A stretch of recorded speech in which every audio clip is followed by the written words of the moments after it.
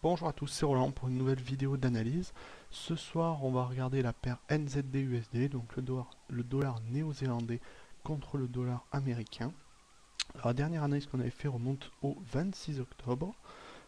Donc c'était exactement sur cette bougie, ici, ou peut-être celle d'après, hein, je sais plus.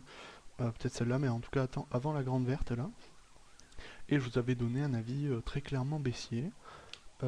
Bon, en termes de prévision, bon, on a eu un mouvement baissier comme il s'en est suivi sur ma prévision, mais on a eu un débordement assez excessif. Le 27 ici, hein, vous voyez, on a eu une belle bougie verte, assez importante, qui a cassé des plus hauts, hein, ici, enfin les plus hauts locaux, je dirais, qui est venu les casser. Hein. Sur le coup, ça m'a un petit peu surpris.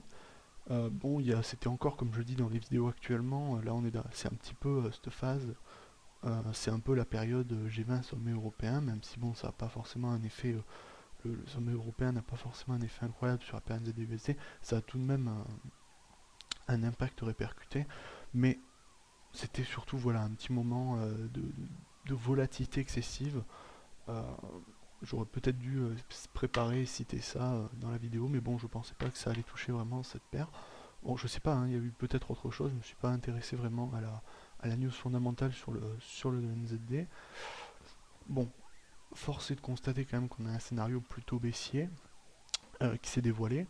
Donc j'avais tracé mon analyse globalement, c'était pour dire voilà, on était sous le troisième point ici, on était dans un canal baissier, bon la tendance naturelle elle devait être à la baisse.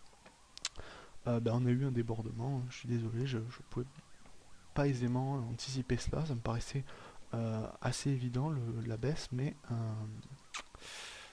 force est de constater que on n'a pas eu tout ça.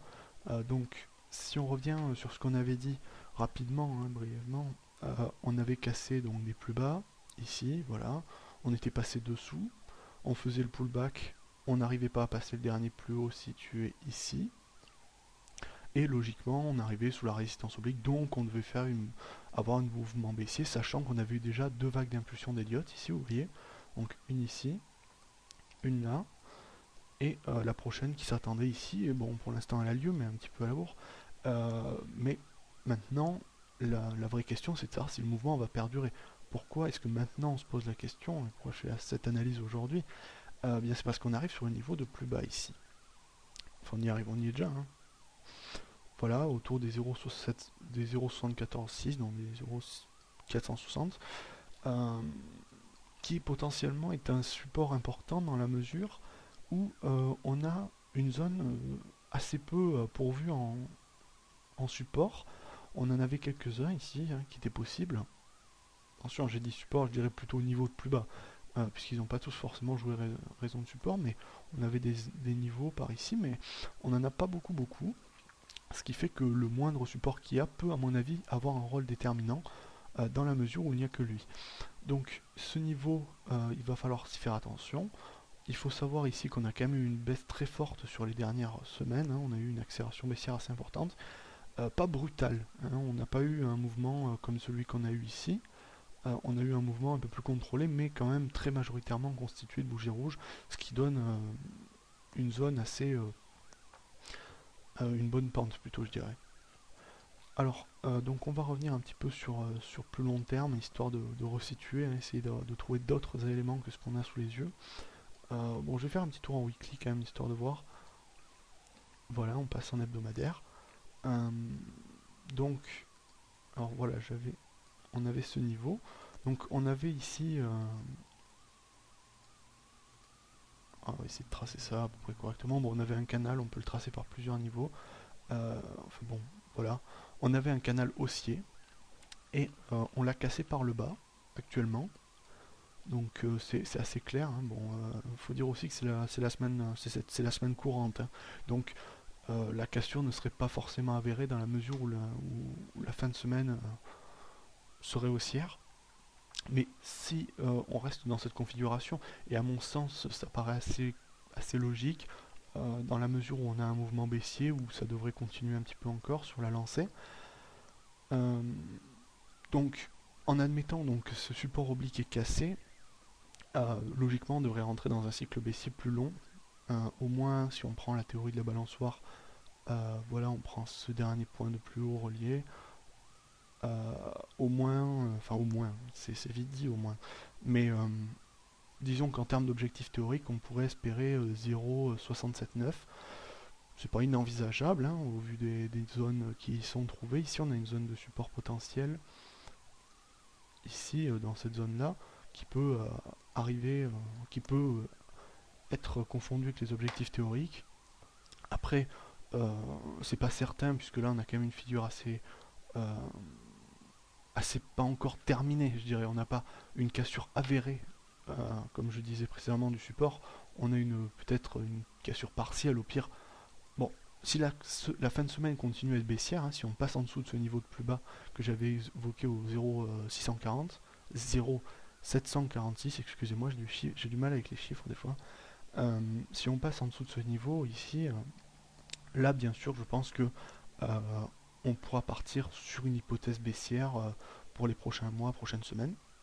Néanmoins pour l'instant c'est pas tout à fait fait sur le weekly, donc on va s'abstenir d'ouvrir de donner, de dire oui ça a cassé, alors c'est parti, on sait pas trop, on est toujours sur la bougie courante, même si les influences et la tendance est plutôt baissière, et à mon avis devrait continuer, je pense que c'est pas encore suffisant pour choisir ça. De toute manière, euh, il faudrait attendre la cassure du support au 0,746 comme je disais, et un pullback avant d'entrer en position, donc logiquement on a du temps encore, on a de la marge.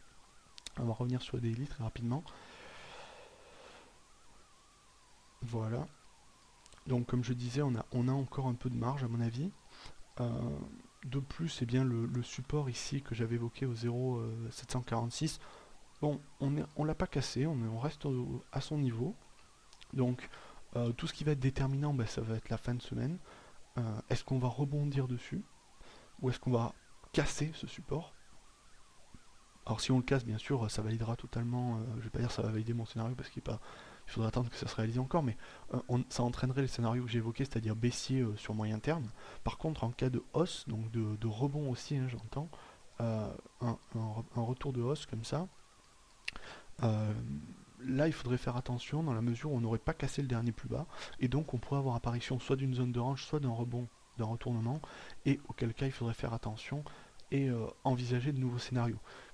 Donc, ce qu'il faut retenir, c'est que dans la mesure où on a une cassure en fin de semaine de ce niveau de 0,646, cassure avérée, hein, c'est-à-dire que même il faut que la bougie soit entièrement en dessous, euh, là on pourra partir sur une hypothèse clairement baissière pour les prochaines semaines. Le cas non échéant, c'est-à-dire où on a une accélération haussière, alors là peut-être qu'on peut envisager un rebond. Pourquoi pas, on est sur un niveau de support assez important. Tout dépend de la configuration bougiste en présence, de l'efficacité du rebond. Si on a une phase de range, là je pense qu'on peut dire qu'on va rien faire, mais avec un biais plutôt baissier, puisqu'on a une tendance quand même profondément de fond baissier. Donc plutôt un biais baissier, mais en évitant les prises de risque. Donc le meilleur scénario reste tout de même la baisse en termes d'investissement, puisqu'une cassure, le mieux en fait c'est d'attendre une cassure, ce qui me paraît le plus logique dans la tendance actuelle, c'est d'attendre une cassure de ces 0,746, ensuite donc on aurait une cassure comme ça, ensuite d'attendre un pullback, donc potentiellement aussi un pullback à surveiller sur le weekly en fonction de la configuration et du support oblique que j'avais tracé, et shorter à ce moment-là. Après, pour un rebond haussier, si on a une configuration bougiste très intéressante, oui, pourquoi pas, on peut jouer le range et aller chercher sur du plus haut, hein, on peut aller chercher 0,08. Je pense que c'est envisageable, mais il faudra faire attention, être capable de couper ses positions très rapidement. Et le cas d'une consolidation baissière, ben, je dirais qu'il faut, d'une consolidation à plat, je dirais qu'il vaudrait mieux euh, une petite j'entends, quelque chose, voilà, quelque chose qui s'inscrirait dans ce cadre à peu près, ou un petit peu plus débordement, mais avec des hésitations. Là, je pense qu'il faut conseiller la prudence et attendre un point intéressant pour shorter ou rentrer long en fonction de la configuration. Mais voilà, donc vous avez tout mon avis sur la paire NZD USD. J'espère que cette vidéo vous aura plu et sur ce, bien je vous dis à bientôt.